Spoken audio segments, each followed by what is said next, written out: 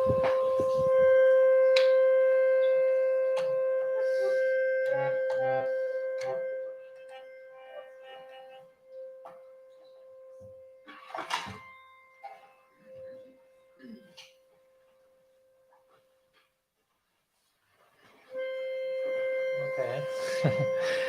No problem. I will use in this note, so it's okay. We have the drone included.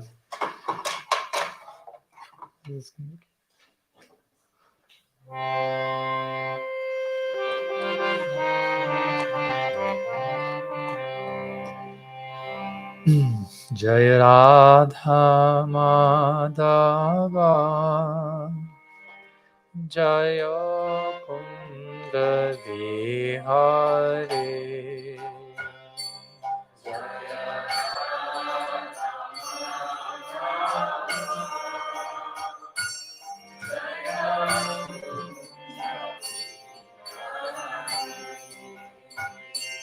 Jaya Radha Madhava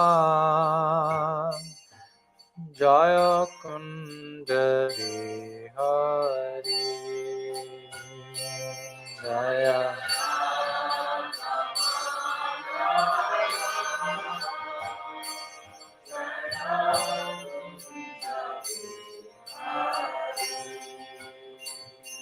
Jaya Gopi Jana Vallabha Jaya Girivardhari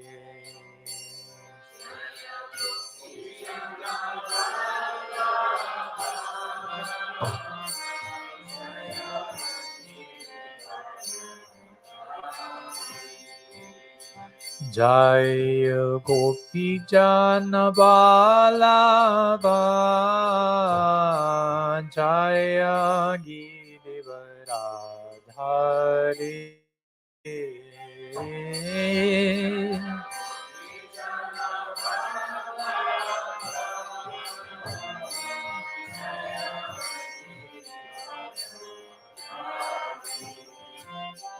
Yashodanandana Brajajana Ranjana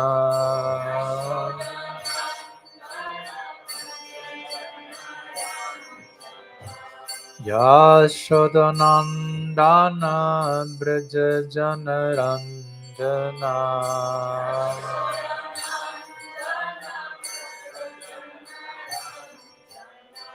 Jamuna Tira Vana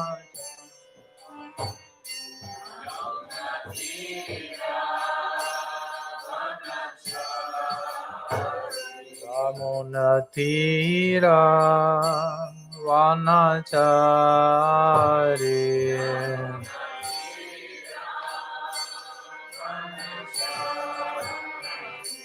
Jaya Radha Madhava Jaya Kunda Vihari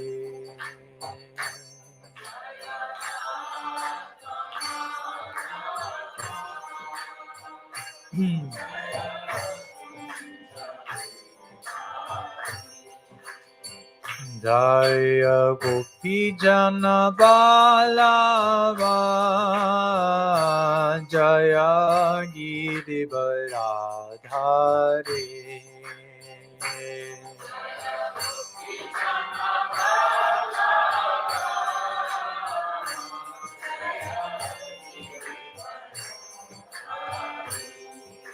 Yashodanandana Vrajajana Rangana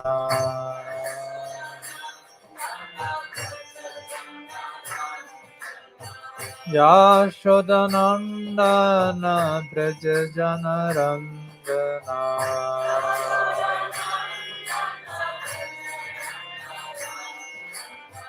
Jamuna Tira Vanachari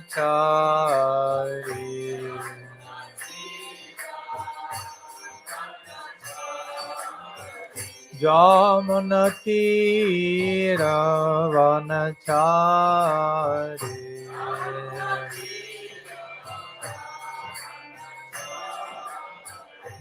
Jaya Radha Madhava Jaya Kunda Bihari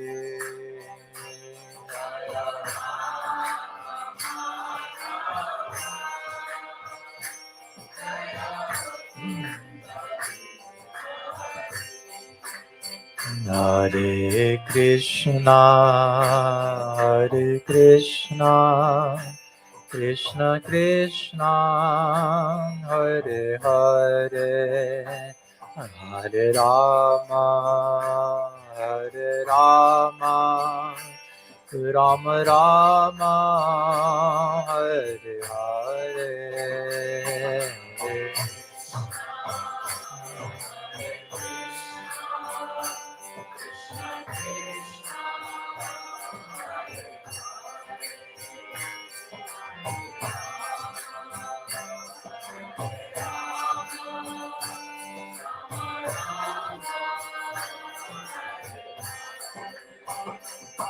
Hare Krishna, Hare Krishna, Krishna Krishna, Hare Hare, Hare Rama, Hare Rama, Rama Rama, Hare Hare.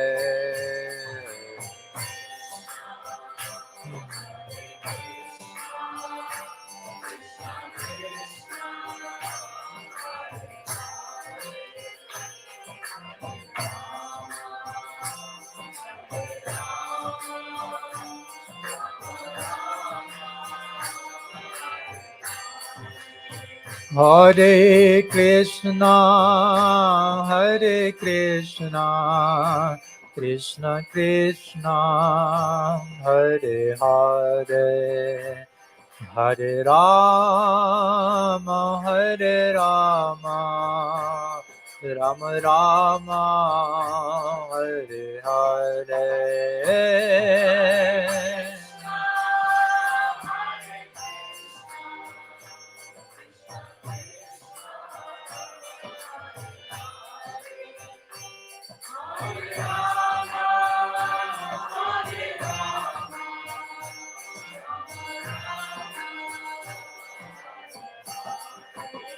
Hare Krishna, Hare Krishna, Krishna Krishna, Hare Hare, Hare Rama, Hare Rama, Rama Rama, Hare Hare.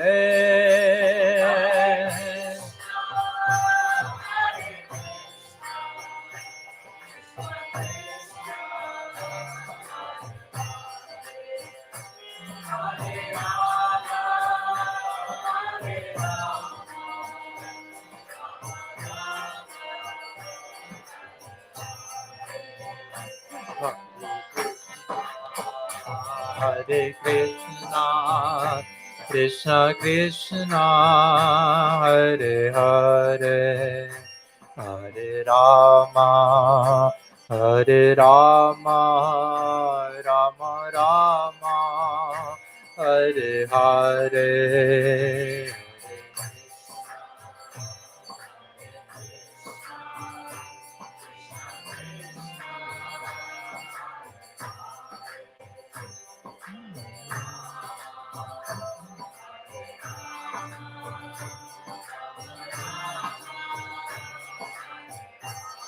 Hare Krishna, Krishna Krishna, Hare Hare, Hare Rama, Rama Rama, Hare Hare.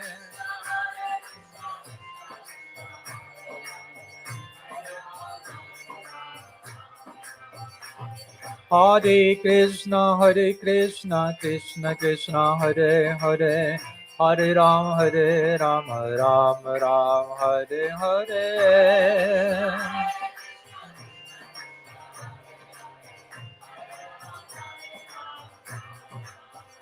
Hare Krishna, Krishna Krishna, Hare Hare, Hare Rama, Rama Rama, Hare Hare.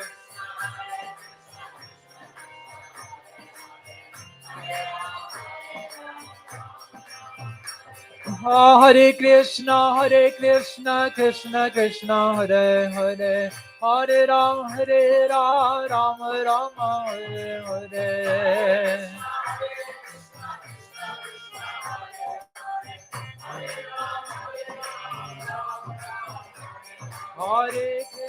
Hare Krishna, Krishna Krishna, Hare Hare, Hare Ram, Rama, Hare Hare.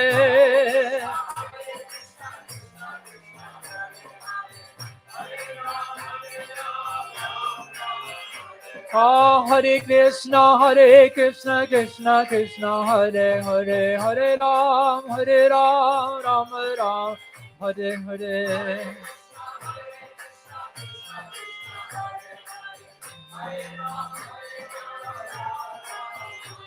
Jaya Guru Deva, Jaya Guru Deva, Jaya Guru Deva, Jaya Guru Deva.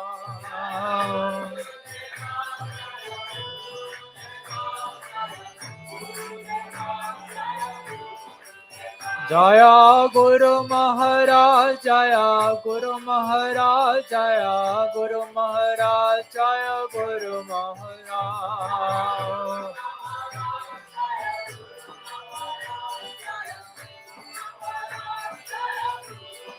Jai Gurudev, Gurudev, Gurudev, Jai Gurudev.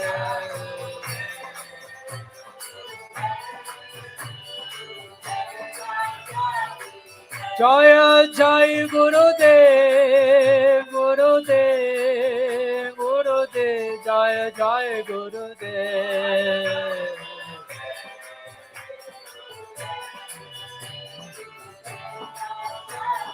Nitai Gaur Hari Bol, Hari Bol, Hari Bol, Gaur Hari Bol.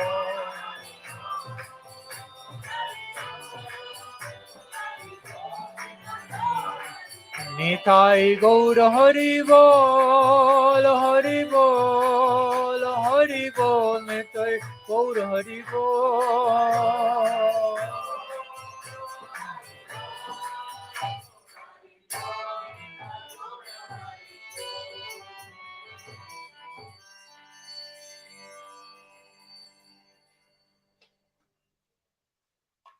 Shri Harinam Sankirtan ki jai.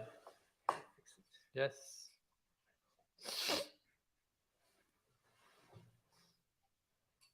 Thank you. So many assistants.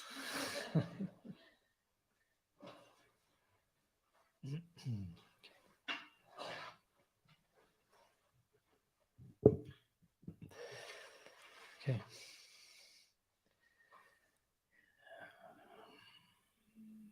Om Jnana Timirandasya Jnanam Jana Shalakaya Chakshurunmilitam Yena Tasmai Shri Gurave Namah Nama Shrishtam Manumapi Satriputram Atra Sharupam Rupam Tasya Grajamurupurim Matharim Gastavatim Radha Kundam Girivaram Maho Radhika Madhavasam Prapto Yasya Pratitha Gripaya Shri Gurum Tannatasmi Siddhantotphalasara Nitya Rasikam Hamsam Vilasatmakam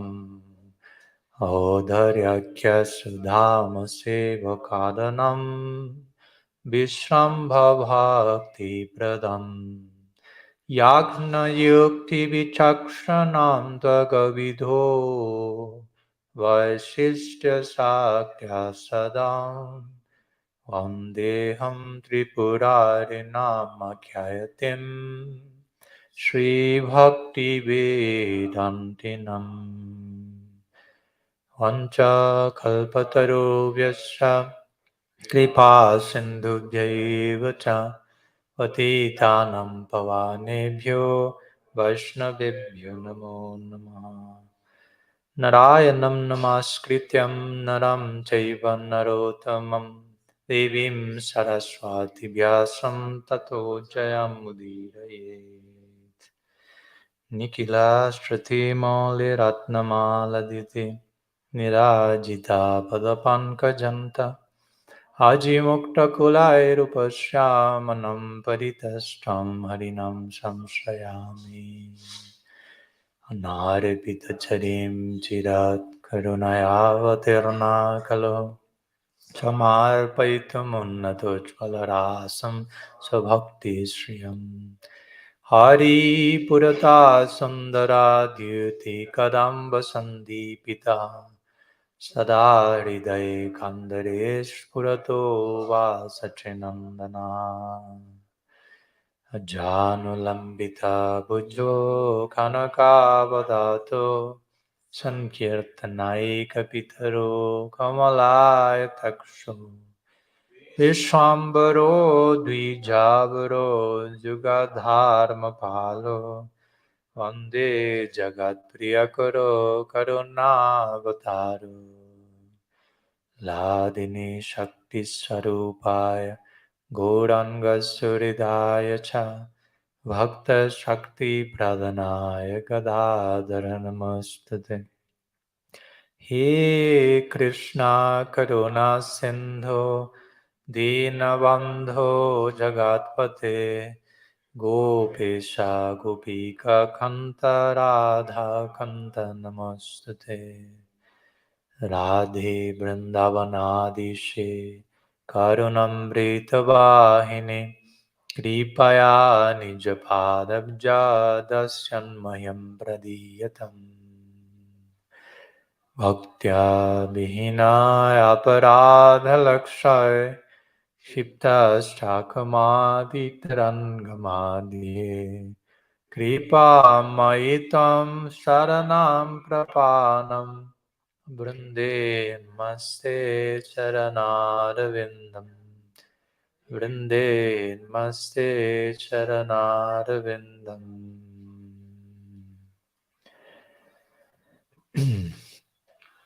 Srila Gurudev ki jai, Sriman Mahaprabhu ki jai, Sri Harinam Sankirtan ki jai, Sri Sri Gaur Nityananda ki jai, Tirubab Mahotsav Titi Srila Sanatan Goswami Prabhu ki jai, Sri Guru Purnima ki jai, Sri Vyasa Purnima ki jai, Gaur Bhakta Vrinda ki jai, Gaur Premanand Hari Om.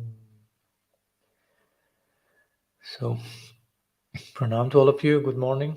And again, thanks so much for your presence here today.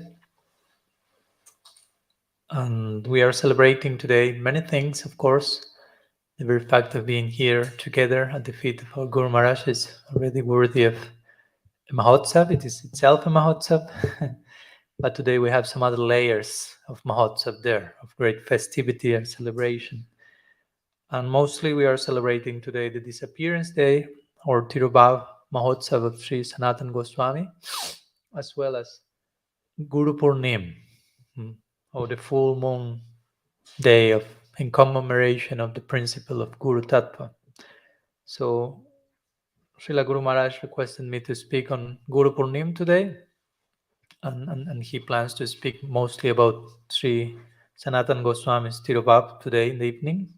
So we will try to share a few words about this celebration, Guru Purnim, which somehow will be like the Guru Day, if you will, in the yearly calendar, the day of the Guru, once a year, if you will, of course. For us as aspirant disciple, we don't want to limit the remembrance and celebration of Sri Guru to one day a year. That will be quite a curse for us. No? Like you can only remember your Guru once a year. But somehow it's once a year, like to make this point for those who, like us, who aspire to remember Sri Guru every single day of our lives. Sometimes one day a year also helps to reinforce a particular commitment and conception and focus on what's the principle of the Guru, so we can continue carrying on with that the remaining 364 days of the year, and then Guru Purnima comes again to inject another dose of focus, as we have one day a year officially to speak about Mahaprabhu, Guru Purnima, but hopefully we are not so cruel with ourselves and limit that to one day a year. So for us, this is something for every day, every moment of every day.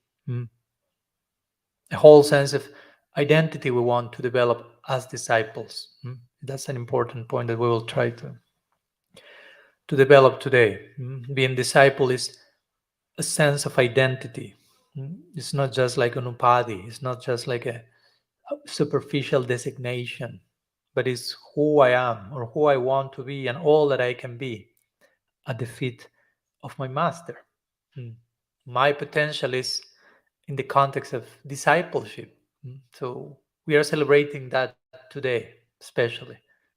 Celebrating the Guru means celebrating the opportunity for us to be disciples. So that's a very special celebration. And that, again, we want to maintain, to keep for eternity. That's basically what we want to be forever. In the words of Srila Bhakti Goswami, who wants to be students forever, which means disciples forever. Krishna himself is a forever disciple of Sri Radha, as Guru Maharaj was saying the other day. He's the dancing student in the school of Sri Radha. So he himself considers, I'm a disciple of hers for eternity. So if the Absolute himself has that sense of identity, I'm an eternal disciple, what to speak of us? So we'll try to go a little bit deep into this type of direction. Again, being a disciple is not a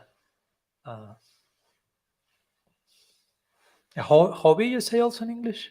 A hobby, okay, something like, okay, a weekend thing or something like that. Now, today's Sunday, okay, today I have to be disciple, Sunday feast, I have to go to the program, whatever. So, but it's a sense of being, again, very ideally, as we were speaking the other day, when we wake up, the very first thing we do as disciples is not to take our cell phone and see the latest likes and dislikes on my particular posts, but I often put my head on the ground and try to offer myself to Sri Guru and remind to myself who I want to be at his feet. So all this we are celebrating today and much more for sure. So again, we can, of course, in a day like today, Guru Purnima, Guru Tattva, we can focus in so many directions and speak about the principle of Sri Guru from so many unlimited perspectives. But I like to focus today, with your permission, or without it, about the glories and mercy, of course, of Srila Gurudev. But especially about, again, our side as disciples. Because a day like Guru Purnima, we can glorify Guru, the principle of Guru in a general way, in a universal way, Samasti Guru, Tattva, or Vyasti Guru, the individuals that have come to our lives to represent that agency, and that's perfect. But that's 50% of the equation, as our Guru Maharaj always say. We belong to something called not Guru Parampara, but Guru Sisya Parampara. Because without Sisya, there is no Guru. And without Guru, there is no Sisya. So the two parts of the equation have to be in place, Guru and Sisya, disciple. So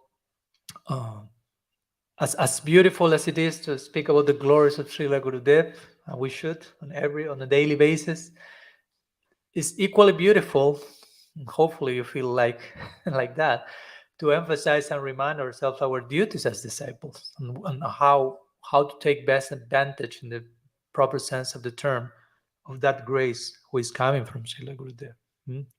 Because yes, Sri Guru is an ocean of mercy, but our questions as disciples, what we are doing with that mercy, how we are interacting with that, what's my responsibility in connection to that mercy? Because as we say always, costless mercy doesn't mean priceless mercy. There is a price to pay. It's costless. We do not deserve that, but it doesn't mean that nothing is expected from us. No. and we can take that cheaply, but it's the highest, most valuable thing that has knocked on our door. So so to begin with, in this connection, see, we would like to emphasize this disciple side, which is another side of the guru coin, if you will. It's important that we can also appreciate how Srila Gurudev is herself, a disciple, to begin with. If you ask the guru, generally guru won't say, I'm a guru. No. But she will feel, I am a disciple of my Gurudev. And even if I'm officiating in the role of accepting disciples, I'm just doing that in the service of my Gurudev. So actually, the idea is that you can only have disciples if you feel that those disciples are actually manifestations of your Gurudev coming to engage you in further service. That's the only way you can survive being a guru. You don't feel I have disciples. You even feel all these Vaishnavas are actually my own Gurudev coming to commit me in further service. So instead of accepting disciples, I feel I am accepting my Gurudev more by accepting them, by committing myself in their service. So, so Srila Gurudev is the best example of a disciple, and we want to be disciples. We don't want to be gurus. We want to be disciples. And of course, the more you want to be disciple, naturally you will be a guru in one sense, although you don't want that. So in one sense, we start to see how then between the word guru and disciple, basically in one point, they're synonymous in one sense. If you are a proper disciple, you will become guru for so many, and the proper guru will be a disciple. So, and as I like to say, what actually to be a guru means to remain a disciple, but from a different seat. No, you just are changing the seat, but you still remain as a disciple. It's taking another form. No, it's taking a sometimes bigger seat, extra garlands, or some of this stuff.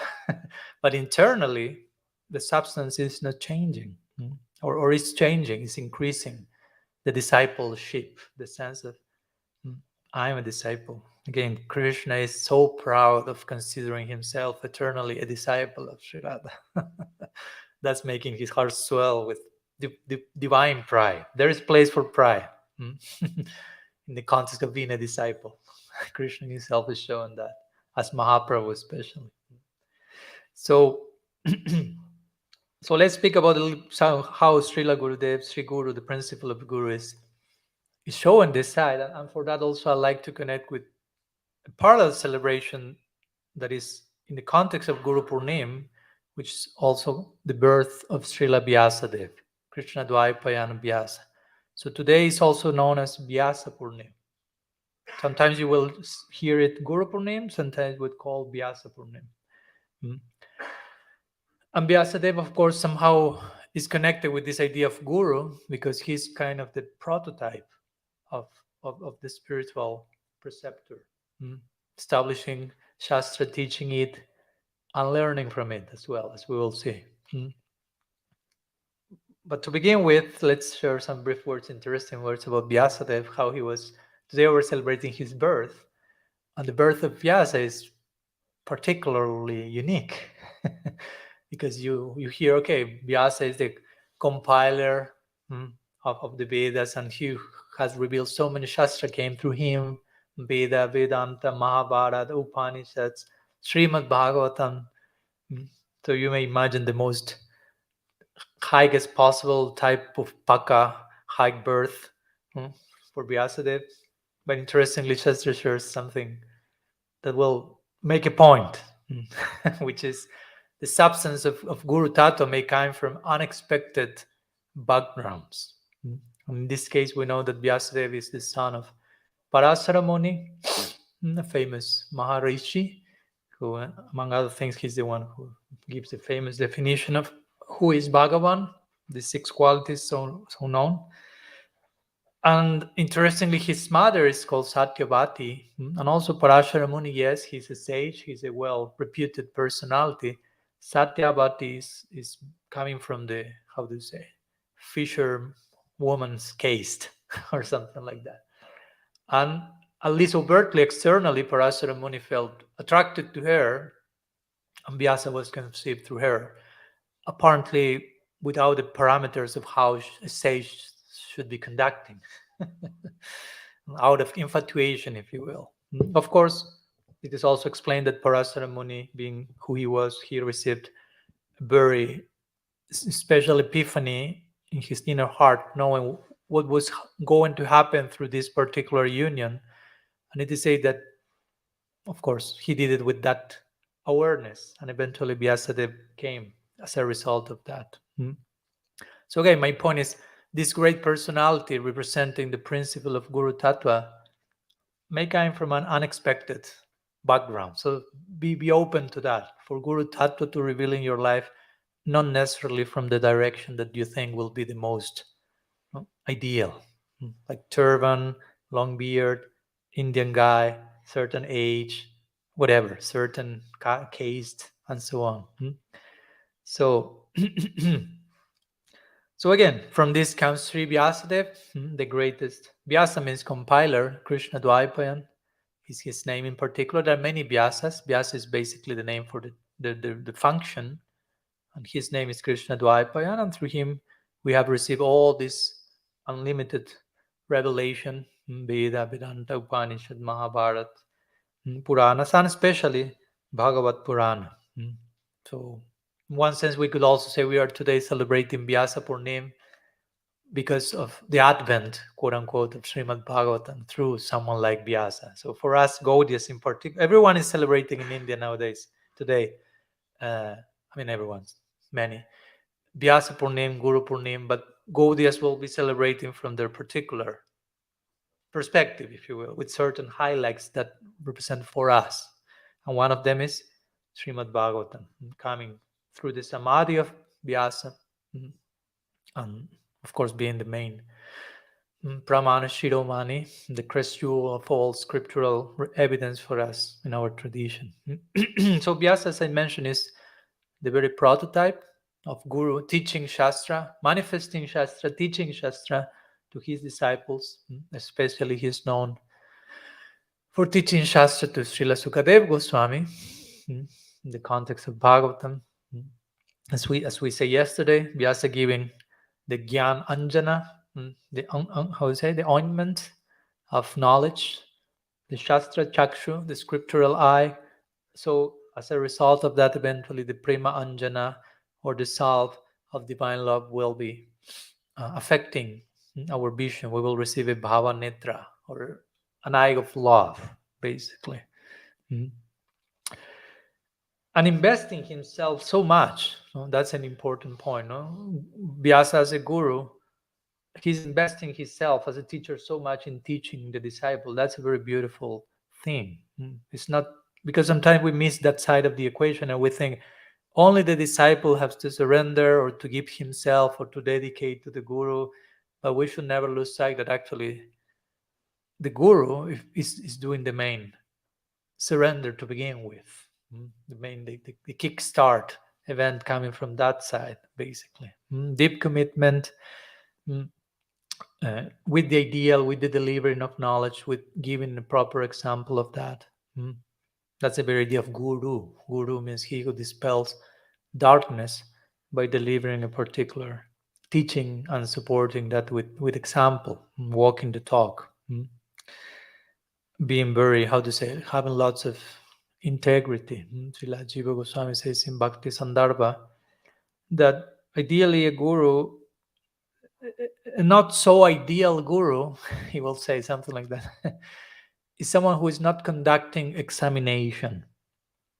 And of course, there are many ways to interpret this, but one of the interpretation is he's not conducting examination regarding how much all that he or she is teaching to others, how much he's putting into practice himself or herself, which is a very important point, because it's easy to, as Guru Maharaj said the other day, it's easy to sit and talk like I'm doing now. It's easy.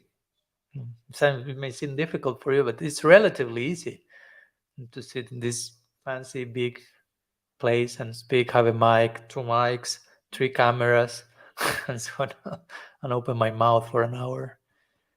But it's not so easy to sit and chant. Guru Maharaj said the other day. You can sit and talk, but sit and chant, and really sit.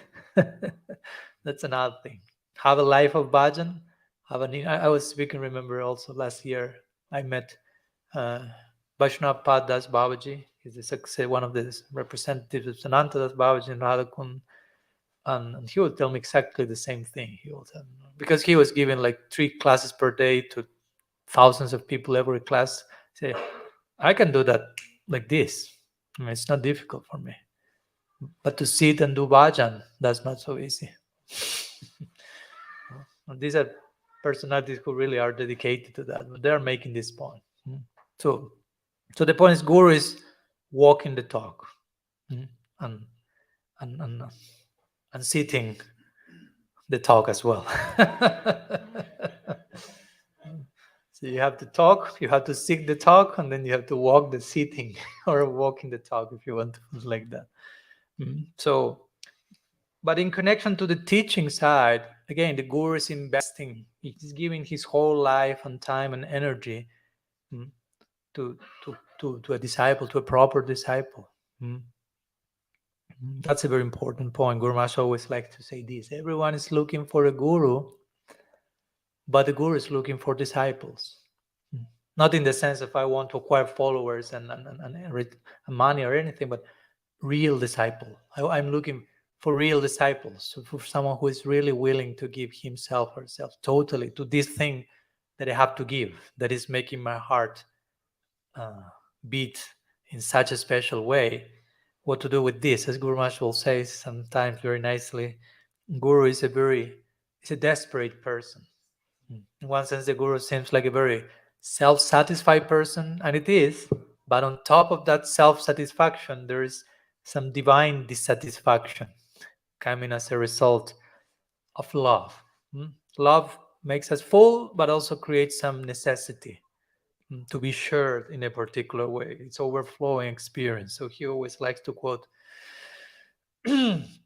this famous verse by Sri Rupa Goswami, Tundi Tanda Vinira Timbitanute Tundavali Labdhaye Karna Krodha Kadambini Ghatayate Karnargu Devyaspriham Cheta Prangana Sangini Vijayate Sarvendriyanam Kritim No jane janita kiyat viramritai Krishneti varnam dvai. So this is possible the most important verse regarding Sri Harinama, one of them, at least for me, is one of the favorites ones.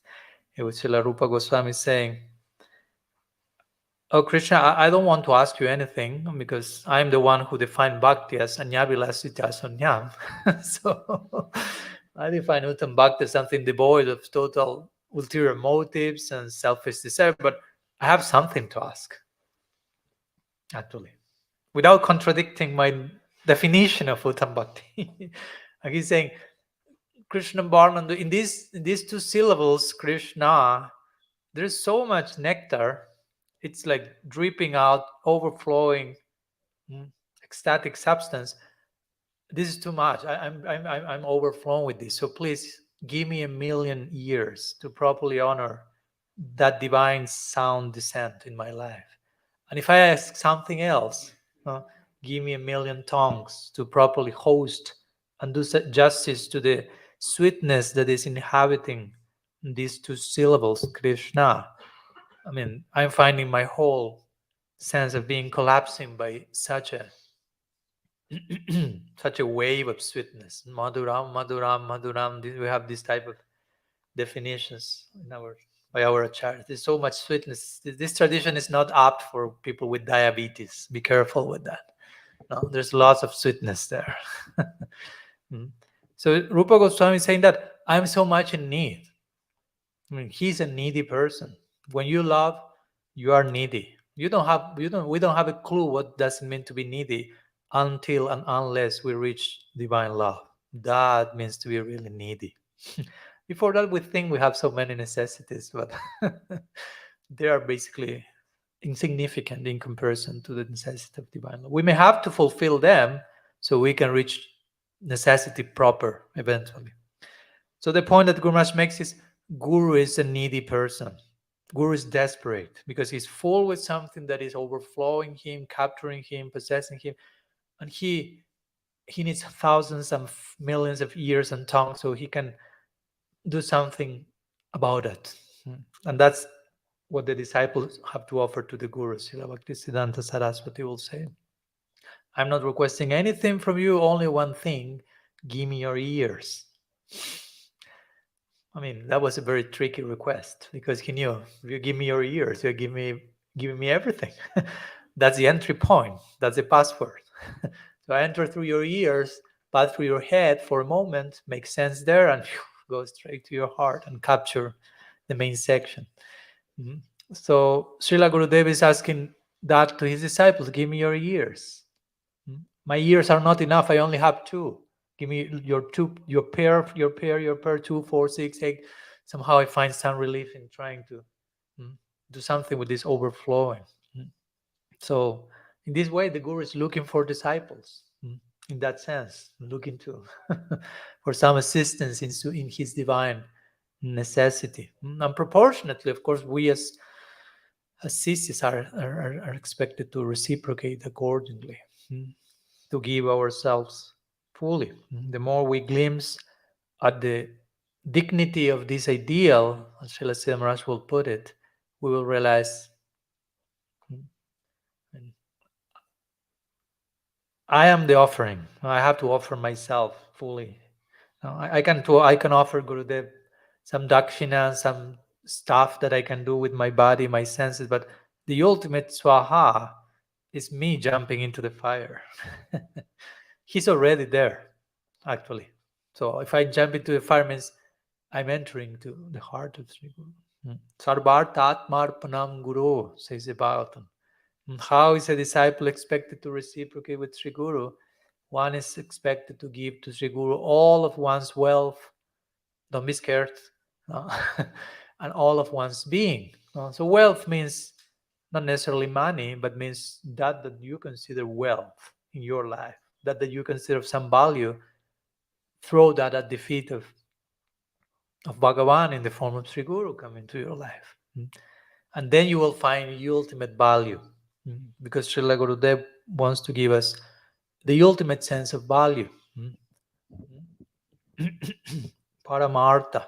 Artha means value, wealth. But Guru wants to give Paramartha, the ultimate wealth. So Srila Vyasadeva is a very unique example in this connection, how much he's investing himself in being a teacher. There's a very nice pranam mantra, not to him, but to Sukadev Goswami in the Bhagavatam.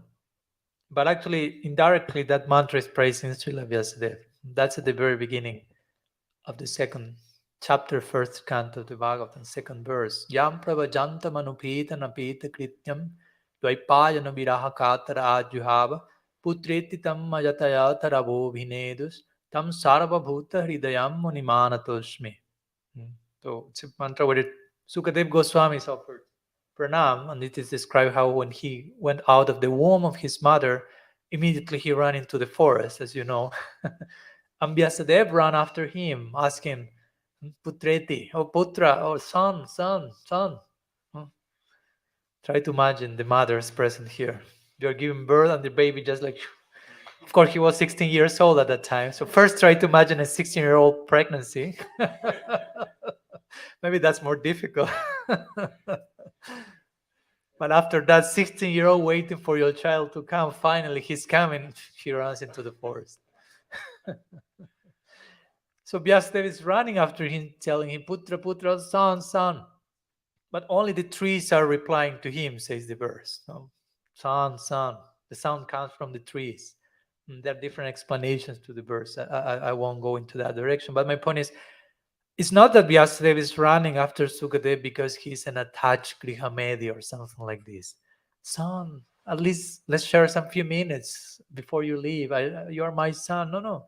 The point is that Vyasadeva knew so much how fit of a candidate Sukadev Goswami was to receive the Bhagavatam.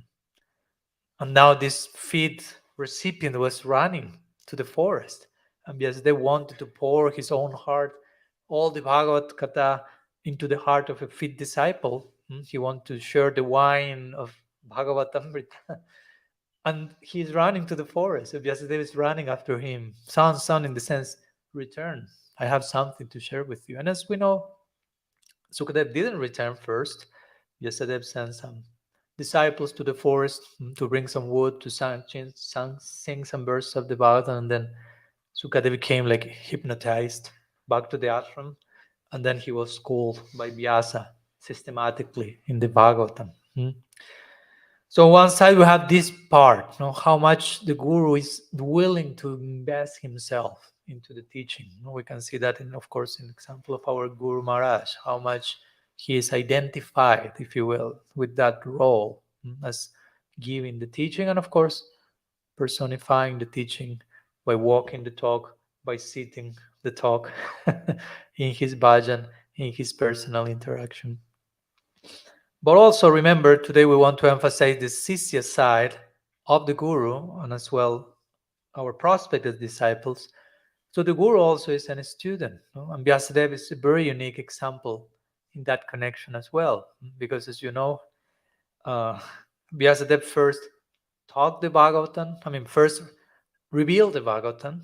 Let's go in order and properly honor all Vyasadev's contribution. First, the Bhagavatam revealed itself through Vyasa in Samadhi. Then he talked that Bhagavat to Sukadeva Goswami. And then when Sukadeva Goswami, as we know, appeared out of the blue, Jadrichaya, when Pariksit Maharaja was looking for who may reply to his questions, he started to speak Bhagavatam, and where was Vyasadeva there? Sukadev's father and guru. He was in the very first row of the audience, totally enraptured, hearing the Bhagavatam from his disciple, from his son, in ecstasy, unable to contain himself about all that was coming from that upgraded Bhagavad Gita. He knew, he knows how much this line applies. Pibata Bhagavatam Rasam Malayam. How much you can actually relish this fruit perpetually, constantly dripping this amrita, this juice. So he was there. Not only Vyasa was there, interestingly, but Vyasa's own Gurudev was there. First line of the first row of the audience. Narad Muni, Vyasadev, hearing Bhagavad from the mouths of Sukadev, and unable to contain themselves. So this is parampara. Follow this parampara. It's not just, again, Guru speaking. Of course, Guru speaking, everyone is hearing, but Guru may also be there hearing. And as Srila Narasimha Maharaj will say, when wise men speak, wise men hear, listen. It's not that the ones speaking are the wise guys and the one in the audience are the dumb ones or something like that. So the point is, this is parampara. Everyone is guru, everyone is disciple, technically speaking. If you want to speak about Sukadev, Vyasadev, Naradev, all of them are guru. They're crucial members of our disciplic succession. But all of them are there as students, hearing and willing to continue hearing and learning, because there is no end to how much it can be said. Ananta katara sasya. Uddhav will say, Kim Brahma Janmavir Ananta katara sasya. Referring to the nature of Bhagavad Gita, it's unending, relishing. So again, that's why we are calling our line not only Guru Parampara, but Guru Sisya Parampara. There is Guru, but the Guru is disciple. They are disciples, and they are Guru, but the Guru is disciple. So I try to emphasize that because we should be accustomed, and I think we spoke a little bit about this in Finland. Every time we speak about Guru, we should get accustomed to think in terms of disciple immediately. And not only alienate the Guru as one figure, and the principle of disciple is disconnected from that. It's not possible to disconnect one from the other. We cannot have one without the other, as Guru Maharaj mentions. So every time we try to speak about Sri Guru, it's important to keep in mind this: not only to see Gurudev's side as a disciple, because that's crucial, mm, but also to see our side as a disciple in connection to his side as a disciple and as a guru, of course. All this will help us to grow in intimacy in our approach and connection to Sri Guru. Mm. As Srila Rupa Goswami mentions, uh, what's his word? Vishrambena Guru Seva. So we should relate with Srila Gurudev with this sense of intimacy, affection. But of course, this is not mundane familiarity. It's not like, okay, I have to follow Rupa Goswami, and you just try to rush where angels fear to tread or something. No, it's a gradual development of a relationship. So it's important to know how both Guru, Sisya have should behave. The Bhagavatam is sharing so many examples of this, as we mentioned. Srila, going back to Vyasadeva for a moment, and this spirit of a student forever. He's Guru, the prototype of Guru, but we know he compiled Veda, Vedanta, Upanishads, Puranas. But in the sincerity of his own trajectory, he was feeling unsatisfied yet. So he was not like, okay, I've written such an amount of books, so I'm done. No. And everyone has to worship me. I mean, nobody did what I did, so I can take some rest and can retire myself. I can go to whatever. But no, he was in his own inner search journey. He was feeling, I feel this is totally a failure. Imagine, and the whole room full of. I mean, if you have to put all what Vyasa wrote in printed form, maybe it could fill the whole room or something. And he was sitting like, is this a failure? I could burn the whole thing. So that was how progressive he was in his own journey, basically. So he was open to further progress, as we were speaking the other day with our Guru Maharaj in a car.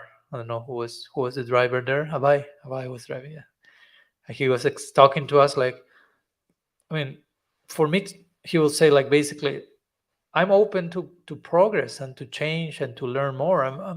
For me, it's natural. And he will say that like shocked about how other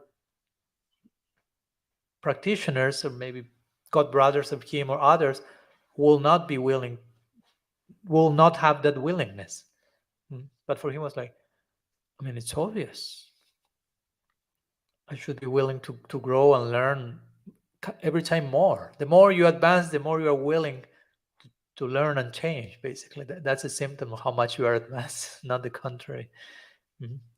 So Srila Vyasadeva was open to this further progress. As Mahaprabhu will say, Ramananda Roy, Eho Bahya Agi Kaha Ar. That superficial, go deeper. That superficial, go deeper. That superficial, go deeper. So that's a very famous dictum in our tradition. No? Like it's the very principle of, not in a neurotic way, Guru saying that's superficial, go deeper, not chastising anyone, but inviting ourselves to, as we say the other day, not getting accustomed to take Krishna consciousness for granted. Hopefully, let's pray together to never reach that point. We will think, I already know what Krishna consciousness is about. Let's make a chain prayer for that not to happen ever to any one of us. Not that you're point. I think I heard that class. I think I know Prahlad Charit. I think I already read the Bhagavatam. I think I know what Guru Maharaj is saying. I think I don't have anything else to learn, basically. That's implication. Well, actually, the more you are growing, the more you get closer to the other side of the coin. Like Srila Maharaj will say, the more you get closer to the infinite, you will realize there is no limit for making progress here. So the last thing you can say there is, I already know this. Because you'll be overwhelmed with how many unlimited opportunities to grow are there. You cannot say, I know anything. Whatever you think you know, it can be known from so many further layers of depth that you shouldn't be as brave as to say, I know that. I know that on one initial layer. Okay, you can say that, but to fully capture the whole thing, that's not possible for anyone. And Krishna himself is finding no limits to his own beauty and depth. He himself is having his experience with himself. So many statesmen in Shastra, he doesn't find limit to his own qualities because they are keep growing and expanding. So what to speak of us? So that's the principle of Sri Guru. Vyasadeva open to further growth. And because of that, we have the revised edition of Srimad Bhagavatam that we know as the Srimad Bhagavatam per se. Before we can speak more in terms of Bhagavad Purana was there, but then Vyasa's insatisfaction created the whole situation for Srimad Bhagavatam to come. And that's the result of that is Gaudiya Sampradaya. So Gaudiya Sampradaya in one sense is a byproduct of Vyasa's dissatisfaction and progressiveness as a disciple. Interesting, as a student.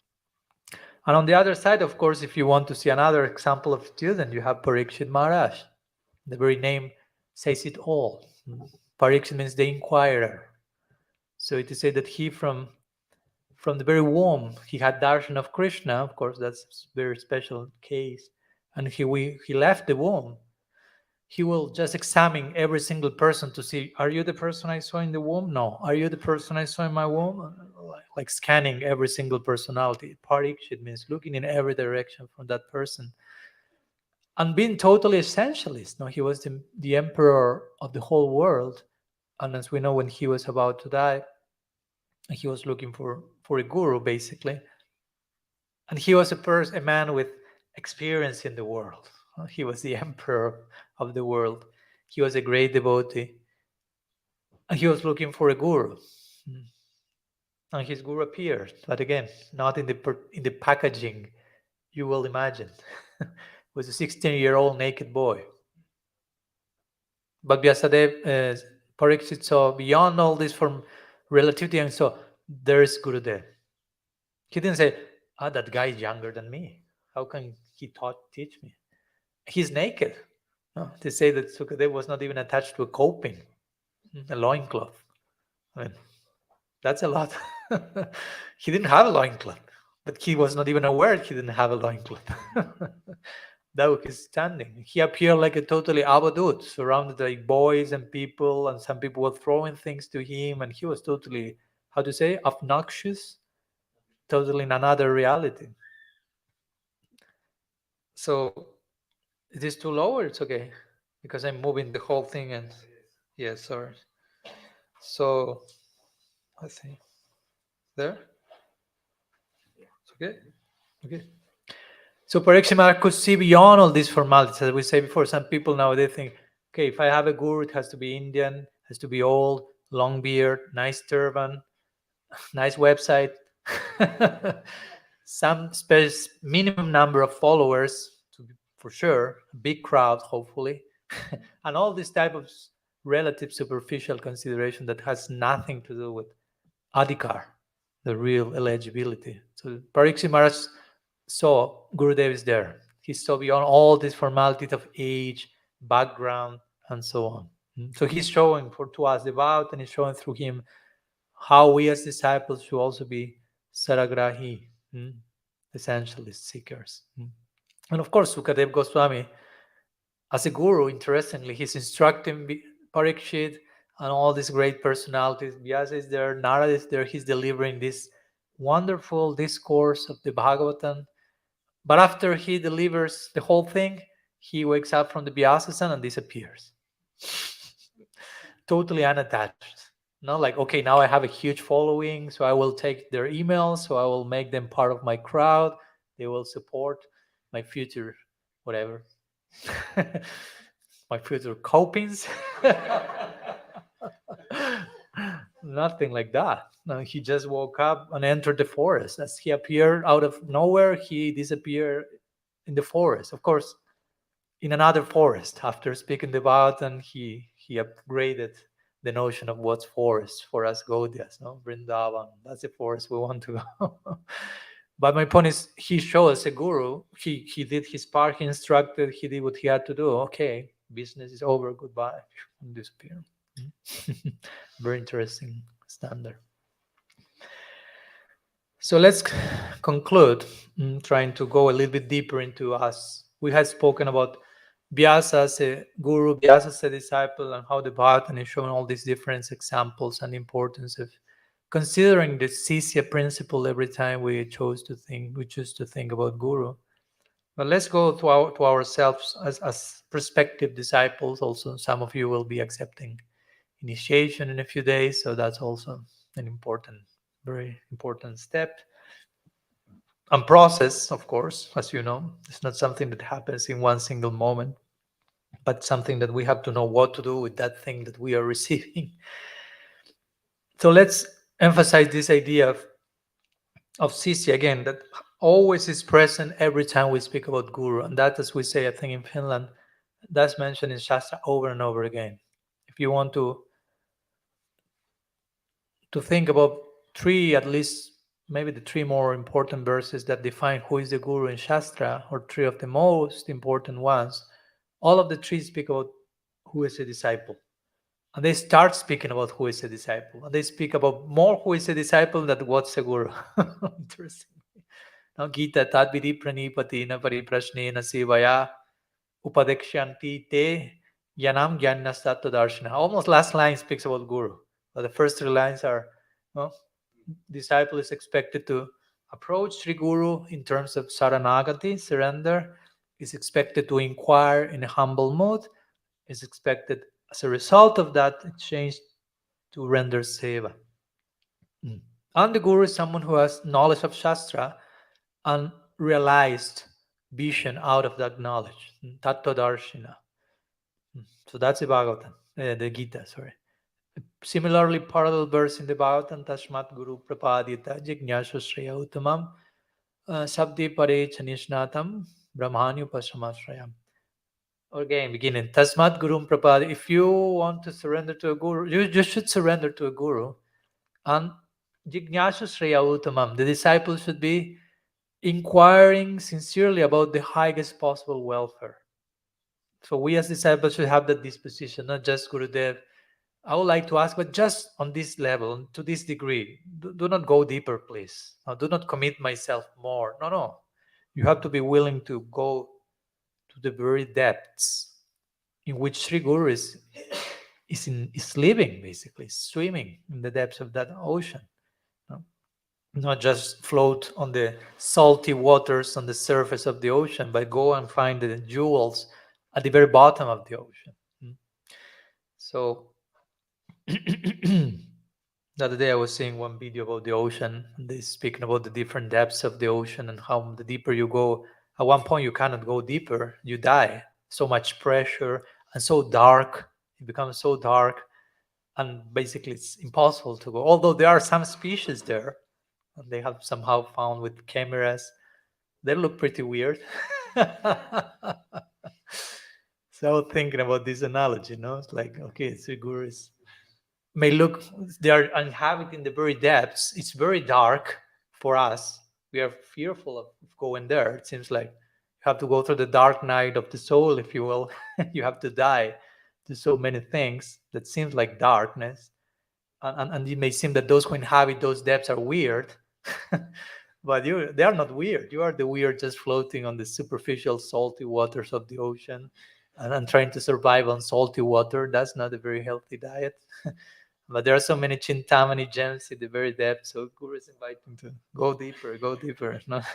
So Sri Jignasa Sriya Uttamam, trying to inquire into the highest possible good, to the highest possible attainment. With that spirit, we should approach Srila Gurudev, not to solve financial problems, emotional problems. We need to solve all those things as well. But do not expect Sri Guru to be a whatever.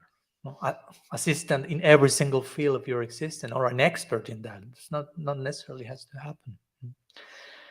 So that's another verse, and the last one from Mundaka Upanishad says that Vijnanartam Sagurume Vavigachit Samit Panisrutriyam Brahmanishtam. Again, if you want to attain the highest wealth of divine wisdom, you must have a guru, as Guru Maharaj will say, you must. Not like a superficial imposition, but you must, you have to do that. That's the way. And but submit pani immediately, before Shrotriyam Brahmanistan. First the disciple, then the guru. First the disciple, then the guru. So Samit Pani means you have to approach Srila Gurudev carrying the wood, the firewood for sacrifice, with this classical Vedic scenario of Swaha, and the disciple go into the forest to bring wood for the master to continue the yajna, which of course, in practical terms, you have to be willing to sacrifice for this ideal. And Sri Guru is Shrutyam Brahmanishtam. He knows Shruti and he's fixed in Brahman, in the absolute. So it's interesting. These three main verses first speak about who is the disciple and then who is the guru. Because if you are not aware of what's expected from you as a disciple, and you are not willing to enter into that, there won't be guru. Even if you have your guru here, you won't feel the guru, you won't find the guru, because the disciple is not there yet. So many people say, I'm looking for a guru, I'm looking for... First, look for the disciple in you. Where are you as a disciple? If you are in the proper place, guru will manifest accordingly.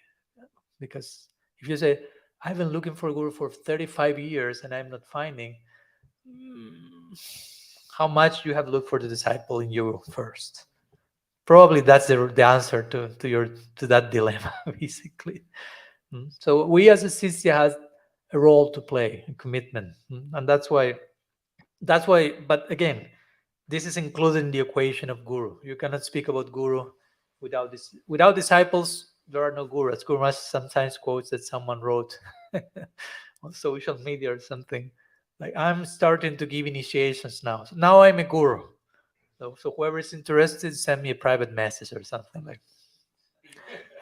And he was laughing, of course, because also, how you can be a guru if you don't have disciples yet?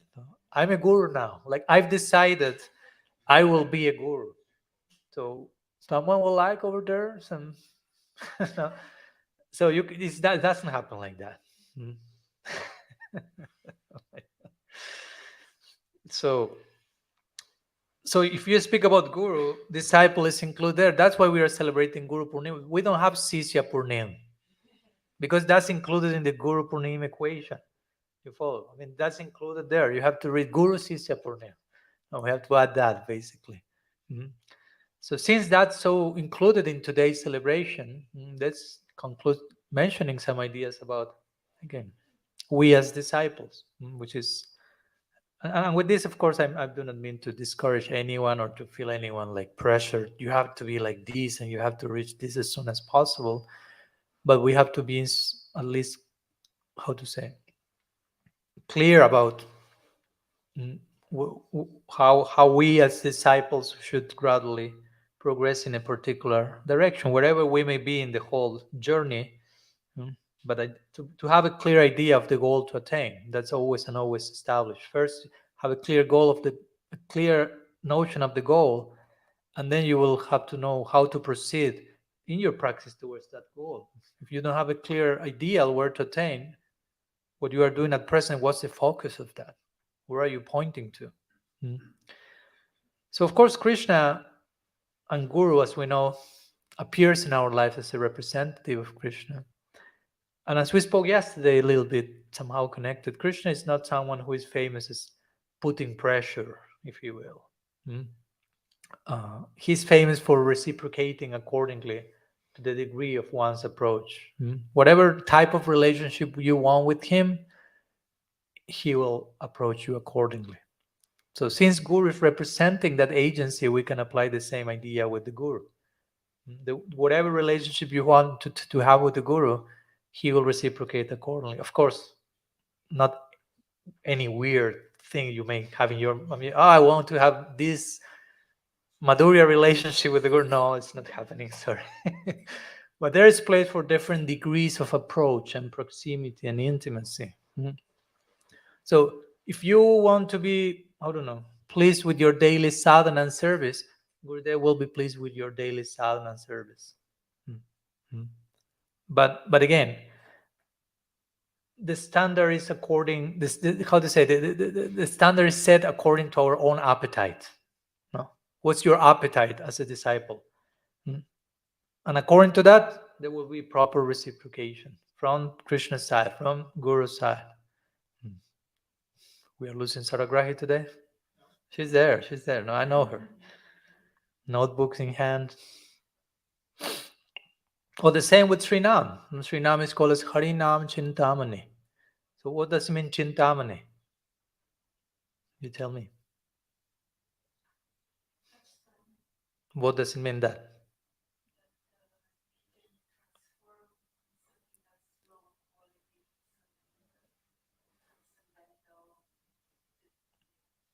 Yes, but also it means that whatever you desire, that comes to happen, which is, I will say, more specific definition, especially what we are speaking now, in the sense, whatever you desire, that will, Harinam will give you that. So that, of course, the idea with this is, oh, great. No, the idea is, be careful with what you desire. That's the idea of Chintamani. It's not like, wow, great, we have a free this like deliverer of desires or whatever I want. Yes, but the implication is, be responsible with that. Now, what are you desiring while chanting? Because that's what's coming. And the same again applies with Sri Guru. The same with mantra. And mantra is so powerful, it's such a powerful formula, but which is our approach, basically. If our personal will is inadequate, mantra won't have any effect whatsoever. The mantra remains totally powerful, but if you don't position yourself in the proper mood, mantra is nothing yet.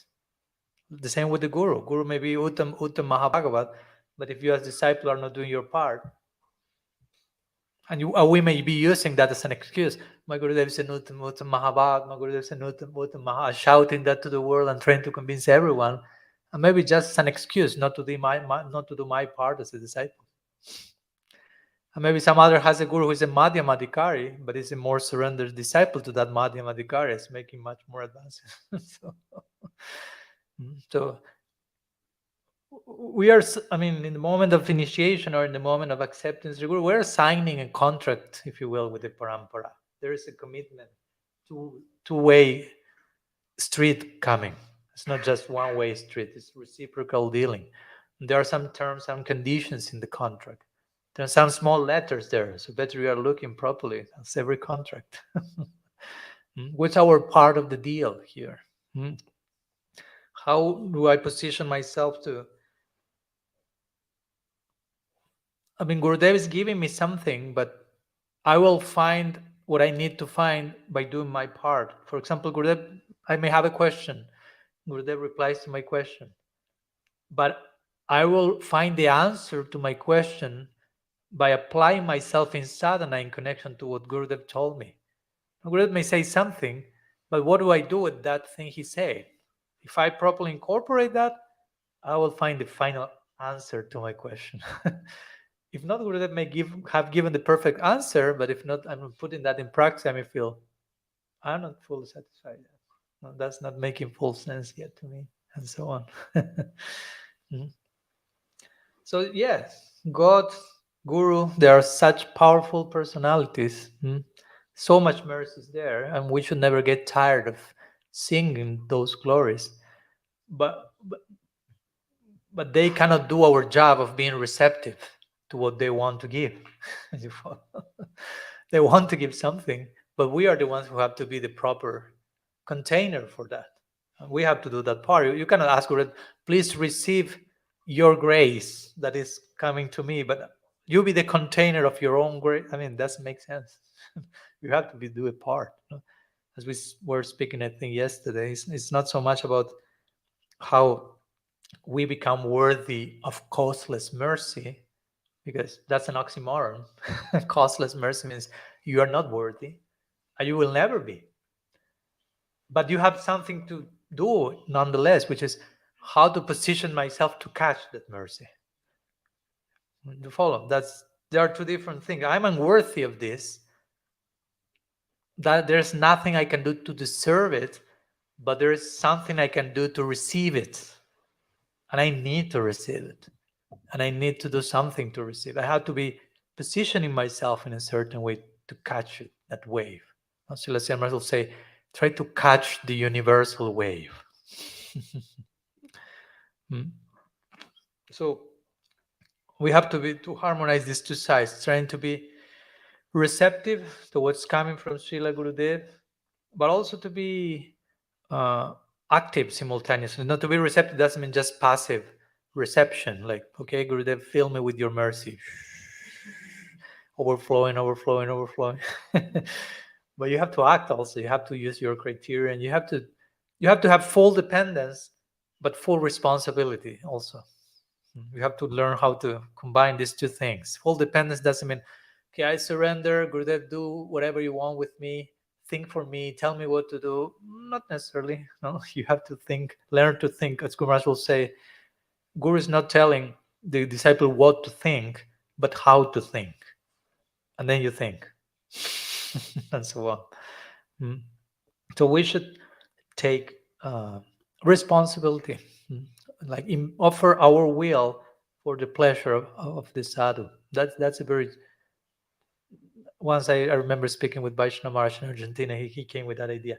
We should offer our will in the most tasteful way for the pleasure of the Vaishnava. I say, oh, that's a nice realization. Now I have a will, I have individuality. How can I make that offering as tasty as possible for their pleasure?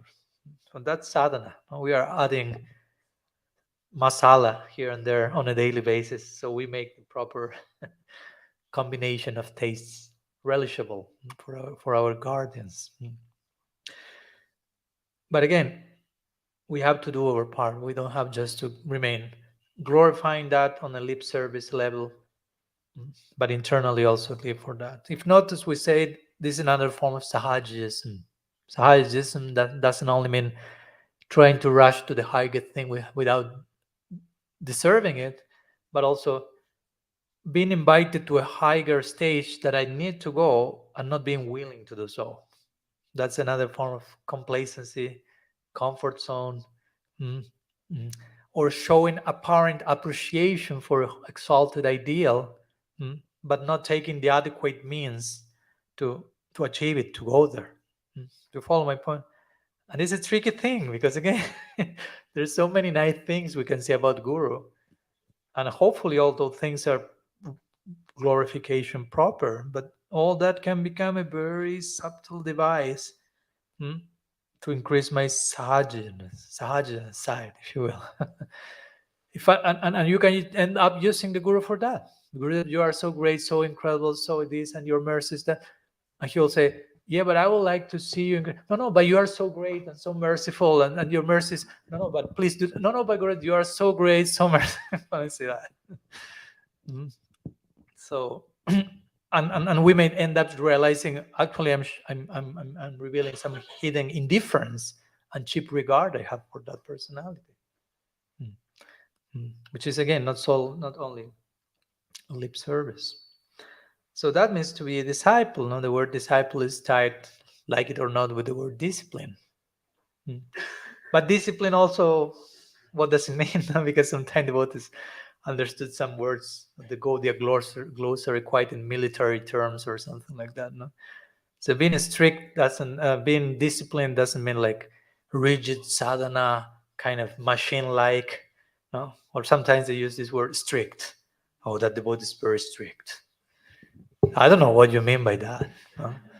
I don't want to mean by that. If you tell me, Maharaj, oh, you are very strict sannyasi, I will sincerely be concerned about what you mean by that.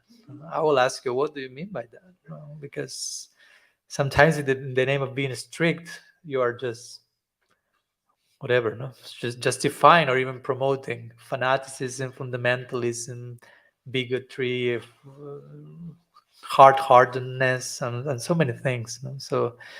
So being disciplined doesn't mean like I'm a sadhana machine or something like that. Not like chanting my rounds and there comes Maharaj. Be careful, he's very strict. No, do not step like this devotee who made that.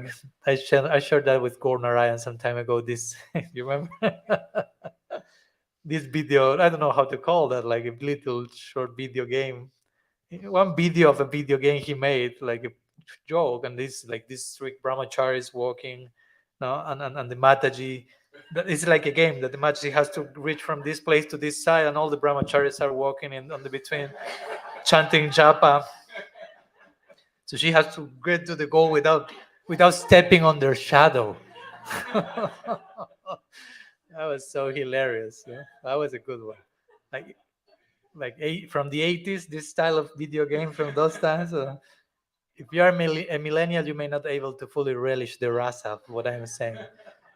And then Mataji is trying to step on the brahmachari is coming, goes back for a minute, and then and she starts to, and finally she crosses the brahmachari, and the brahmachari says, "You stepped on my shadow, and I curse you to become a lizard."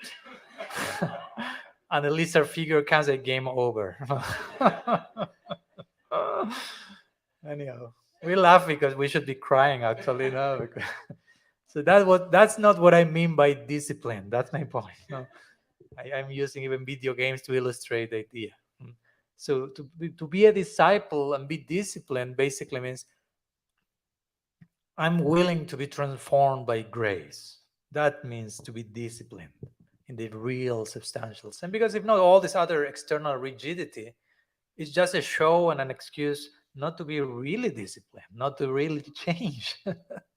You follow when you present this kind of wall-like perfect sadhana.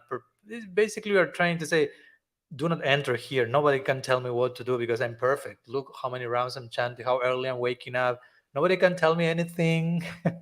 But actually, that's not discipline. Real discipline means I'm willing to change. As my Guru Maharaj said, no, spiritual life means change. The first time I heard that quote, I almost fall to the ground. I mean, I was already in the ground, but also simple, but the implications of that spiritual life means change constantly, because you are supposed to practice spiritual life forever. That means change forever. A friend of mine will like to describe this dynamics of discipline and willingness to be transformed by grace like an alchemy process.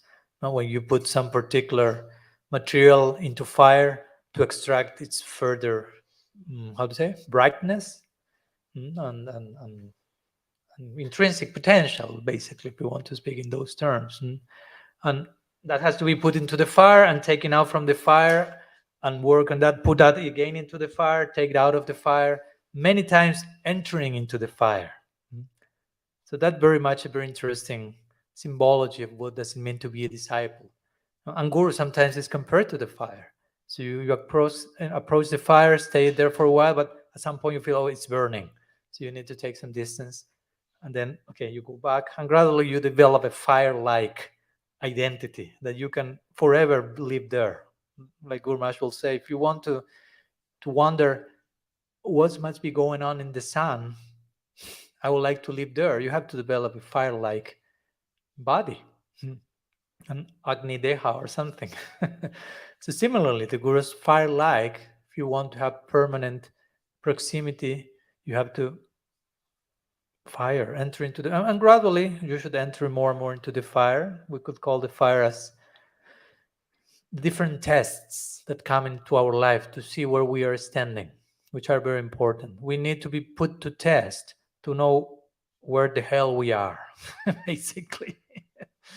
Because if not, you can idealize. Oh, I think, yeah, I'm almost a Manjari and I'm getting closer to a Sakti, or I think I'm hearing the flute, and someone else is playing the flute or whatever. And then you have a test that comes to show you where you really are. And maybe you are there, hopefully, but probably that's not the case. And it's okay. You should be happy to realize where actually you actually are. And you are not having a fictitious idea of where you are, who you are. So we should pray for those tests to come, to shed light where I am. That's kind of fire. No? Kunti Devi will pray in that sense. Vipadas antatat satsvat tatra tatra jagat guru apunar bhavadarshanam. She will say, "Oh, Krishna, send me," she will say, "Send me more problems." You know, this famous prayer that nobody's willing to repeat generally. And it may seem like masochist or something, but actually she's saying, every time some quote unquote problem comes, I'm seeing you more. I have a further darshan of you. So actually, I'm not seeing a problem. I'm seeing you more and more. I'm not seeing more and more problems. So problems is another way of saying tests. Because what is a test for us, as we spoke yesterday, we generally perceive that as a problem, or we generally perceive that as suffering. But that's suffering, as I like to say, basically another word for suffering is non-integrated complexity. There is some complexity in your life that you have not learned to integrate yet. So it's not inside the proper equation, and it's like disturbing. But that disturbance is showing I need to learn how to integrate this, how to make this part of the equation, of the ultimate synthesis. So again, if we as disciples, if we want to be disciples, we should be willing to be put to test. We should be willing to all these many opportunities that will come to test my fidelity to serve the interests of my master. And I may fail some days. I won't be celebrating that, but I will be happy to see where I actually stand, and develop further desire to be where I should be, to connect with the inner desire of Srila Gurudev. Mano Bishtam, Srila Narottam Das Thakur. A few minutes and we are concluding. Narottam Das Thakur will offer pranam to Rupa Goswami in that way. Sri Chaitanya Mano Bishtam. So we should be developing our capacity to rendering mano. Mano Avishta. Mano means mind. Avishta means desire. So Mano Avishta Seva, to render service to the desires of the mind of my master. What's in the mind of my master? How I can identify with that? How can I serve that? How can I satisfy those things that are in the heart of Srila Gurudev, but that he's not demanding in a, how do you say, in a blatant way? And that's an important point. You shouldn't expect the Guru to tell you all the things like clearly in your face, because there are certain things that are very intimate and confidential. And again, the Guru is not imposing himself. So he wants some things, but he will not demand them blatantly. He will leave everyone to freely decide how do you choose to be in relation to him. How do you choose to approach him? How do you choose to, again, love is a voluntary choice. And that's a big commitment. So Srila Gurudev will hold inside his heart these many jewels, these secrets, and the sensitive servant will care to discover them gradually. But he won't be just like, hey, you have to inquire. I mean, he will give place and space to everyone to be an individual, basically. So again, this is our task as disciples. We should care to discover all these jewels in the heart of Srila Gurudev. And on the contrary, when we feel a lack of progress, that sometimes that may happen into the journey of the sadhakas, Sakshana Siddhi will say, there's beauty and there's messiness in the journey. So sometimes the lack of progress will be in connection to this.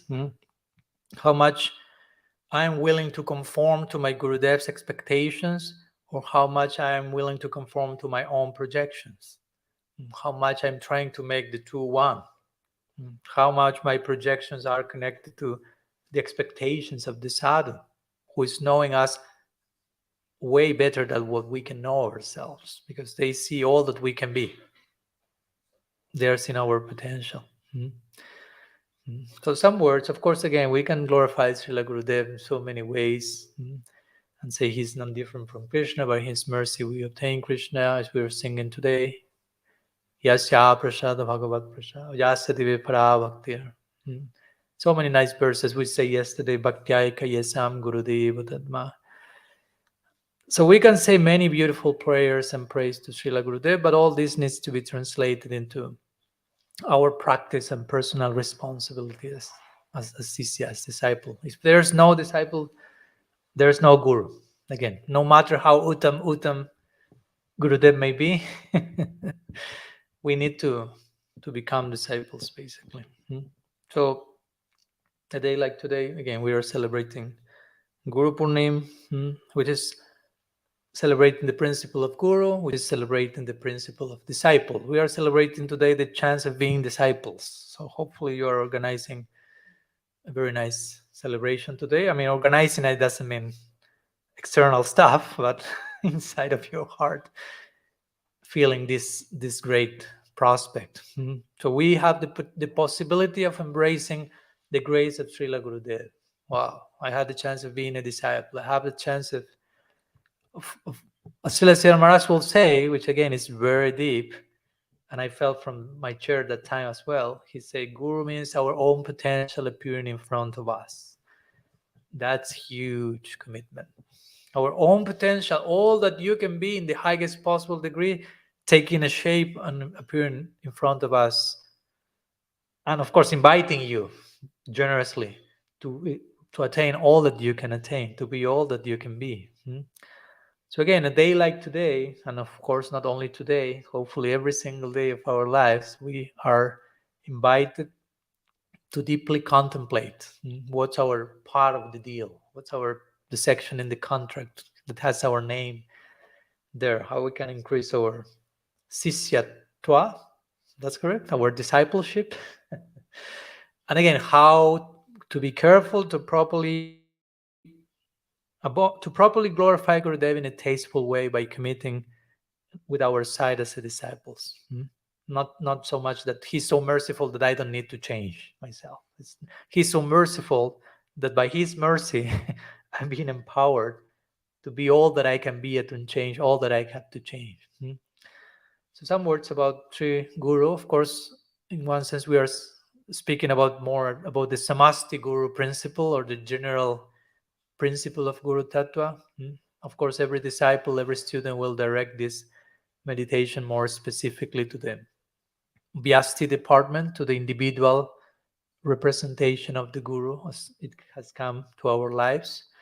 And of course, we are very fortunate to have our Guru Maharaj here with us these days and be celebrating all this today. He will be coming later today if everything goes as planned, and share words, and we will have also Guru Puja for him. So trying to express, hopefully, some of these things in the form of different types of offerings. But again, at the end of the day, we are the offering. We are offering garland and petals and praise and so many things, and that's beautiful. But that's beautiful as long as that's an extension of our own heart and willingness to keep transforming as he keeps transforming. So we have to keep track of the transformational dynamics, if you will. So now, I want to also share some words unpacking his pranam mantra, but that's too much for today. That's a separate class to speak about Sri Guru in a more specific, personal way. We may have that opportunity in another moment. I think that's enough for today. And I don't know if there's any questions before concluding. Omkar? I just wanted to say that if people want to read Maharaj's unpacking Guru Maharaj's pranam mantra, it's online in Harmonist. There's one article we It's wrote some really time nice. ago. Yeah, thank you for saving my day. Yeah. There won't be no class about that, but there's an article about that.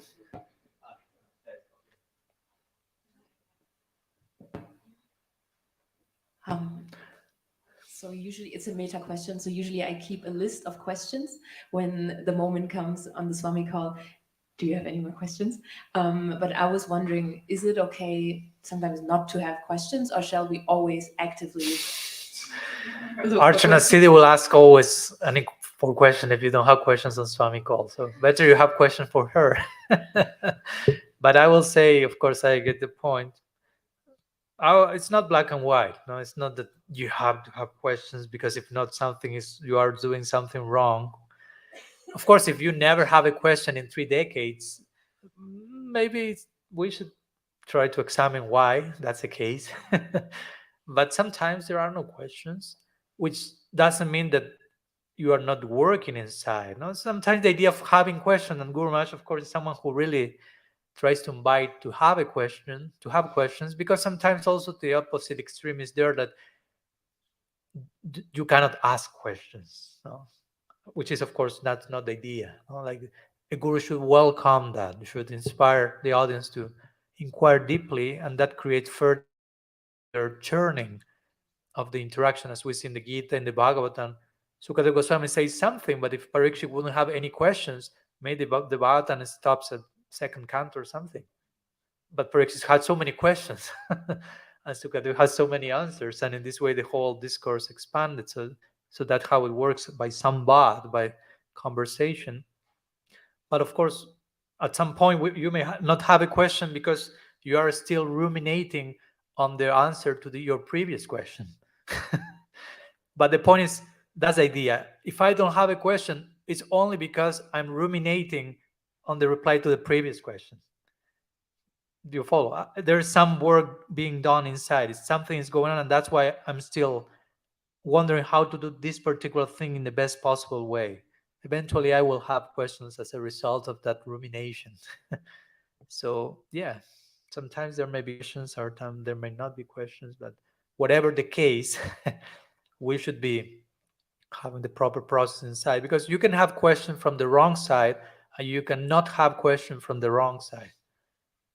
You follow my point? And at certain moments you should have questions why you are not having them, and at some moment you shouldn't make any question, but you may be doing question from the wrong side, as we were speaking the other day of this article of many wrong ways to present the question or many wrong questions to present to the guru. There is place for doing nonsense in the name of having a question.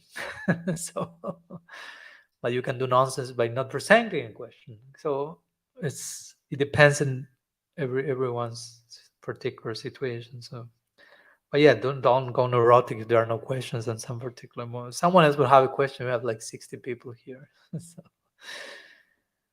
and if you don't have any questions, still you have a question. I like Srila Guru Maharaj will say with Prabhupada, no? The only question he had was, how can I serve you? No? So that's a permanent question. It's always updating itself. That's the very definition of who we are. We started the whole class saying we want to be disciples as our identity. And one name for that is Kinkara. And Guru Maharaj will translate that in his Sikshastakam commentary, 5th verse. Kinkara means Kim Karomi, and basically means what can I do? In other words, how can I serve you? I remember that was one of the things that most impacted me in one of my first exchanges with Guru Maharaj online, because I met him first personally in Vrindavan in 2007. Kamananda was there. Sunil was there. Sadhu was there. But after that, we start to communicate online, and I say basically like, Pranam, good morning.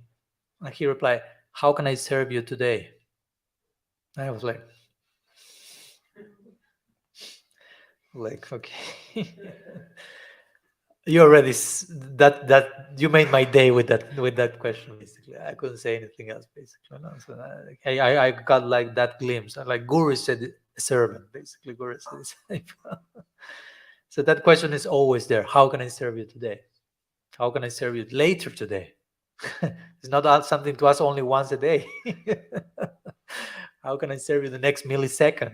No, and so on. So if you have no questions, then still we have the question, basically. And all other questions are in the context of that question. So we don't have any nuanced varieties of that question. Still you have the question. But all the other questions we may have, that's an important point, should be to nourish this question. How can I serve you today? It's not just intellectual curiosity or some, I don't know what to say, but I have a question. If it's not nourishing the how can I serve you today, better shut up. Because it's not adding to the whole thing. And it may create some sense of superficiality of, I'm always having questions. So yeah. Okay, something else? Mohini? Microphone is coming. Be careful. Two things. Just so I have one question and just one small point there. When you just mentioned that how Guru Maharaj says in the Shikshashtakam commentary about kinkara, and in the English he translates this word as minion. Which I had to look it up in the dictionary because it doesn't mean a servant, but I thought it was really interesting because it's similar to this French word mignon, which is like sweet. So it's kind of it has this kind of like sweetness to it as well, which I thought was really nice. Interesting. And then just a small question, just on a detail about that when you were mentioning about the life of Shukadev Goswami. And when he appeared from the womb and left, and then he was called back, and then Srila Vyasadeva spoke Bhagavatam. So I heard, many years ago when I was pregnant with Naika, that it's important, especially for pregnant ladies, to read Bhagavatam aloud to the child in the womb because she will stay there for 16 years. Continue. Nityam Bhagavata Sevaya. But because Shukadev Goswami heard it in the womb from Vyasadeva, so that's not actually strictly true. I'm just wondering, is that some misconception or something that he heard it in the womb? I'm sure he have heard something in the womb. Probably, mostly the connection with that is made with Prahlad Maharaj. That he heard Narad Muni was there and visited Prahlad's mother and instructed, spoke Bhagavat to her while Hiranyakashipu was performing tapasya as a part of the unfolding of the whole Leela. Prahlad will come out of the womb as who he was, especially in big part out of Narada's Sangha in that particular situation. Sometimes the story conflate with one another, but also, who are we to say during the 16 years that Sukadeva was in the womb, he never heard Bhagavatam from Vyasadeva? Vyasadeva was connected to the Bhagavatam, and for sure he has heard the Bhagavat. So, and of course, even if that's not the case, of course that it's always suspicious to recite the Bhagavat for oneself and of course for whoever may be inside there. So that's what I could say now. Okay, so something else? If not, we can conclude today. One quick question. Questions can be quick. Answers, I don't know. I know the answer will be quick. You know the answer then? No, but I know it's a almost yes or no answer. Okay. What can you please repeat what Vaishnava Maharaj mentioned? No. No. That was please. quick. That was quick. Did you say to make your offering Yeah, basically we should offer our individuality in a tasteful way for the pleasure of the Vaishnava. We have an individuality, we're individuals, so we should deal with our individuality in such a way. There's a Jungian term also called individuation, which is very interesting. It requires lots of unpacking now. But individuation basically means become an individual. You are already an individual, but what you are doing with your individuality, how much we are being an individual and choosing voluntarily in the proper direction to create an individual self, both on a human level and of course in our case devotional level. So that means individuation, like you are taking your individuality and being accomplished as an individual in every possible sense. So that will be basically the idea. Offer your individuality in a tasteful way for the pleasure of the Vaishnava. And of course the Vaishnava have a very unique tongue to relish. So you have to offer that, for that to be tasteful for them. That has to be done in a certain way. It cannot be just done like throwing the whole stuff there, like taste that, no, something. So basically that would be the idea. Okay. Srila Gurudev ki jai, Sriman Mahaprabhu ki jai, Shri Harinam Sankirtan ki jai, Shri Gaur Nityananda ki jai, Shri Guru Purnima ki jai, Shri Vyasa Purnima ki jai, Tirubab Mahotsav Tithi Srila Sanatan Goswami Prabhupada ki jai, Gaur Bhakta Vrinda ki jai, Gaur Premanand Haribo, Vanchakalpatarubhyascha Kripa Sindhubhya Vacha, Patitanam Pavanebhyo Vaishnavebhyo Namo Namaha, Ananta Koti Vaishnava Vrinda ki jai, Gaur Hari